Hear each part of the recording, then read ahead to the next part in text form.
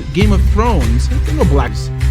The black man, I'm offended that there aren't any black walkers. I'm Donald Trump and I'm very happy that there is a wall. Oh, as a dog owner, I'm pleased with the hound. I'm Korean and I'm offended by the lack of K-pop in Game of Thrones.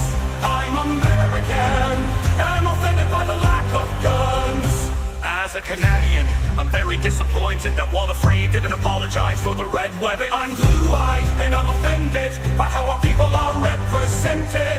I'm feminist and I'm offended by the lack representation of finishing the book series. Finish it as an Italian. I'm very offended by the lack of pasta, mafia, and mamma mia in Game of Thrones. I'm J.K. Rowling and I'm offended that Robert Baratheon and Ned Stark did not have an sexual relationship. As an Irishman, I'm pleased with the amount of drinking in the series. As a white girl, I'm reliably content with the amount of Starbucks coffee cups shown in Game of Thrones. As a Belgian, I'm satisfied with the amount of violence in the series warms my heart to see a reference to our culture.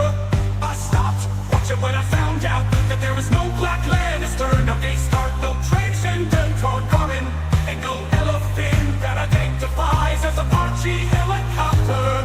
Let JK rewrite Game of Thrones. I'm British, I'm all offended by the lack of tea. As an Indian, I'm highly offended by the lack of curry in Game of Thrones.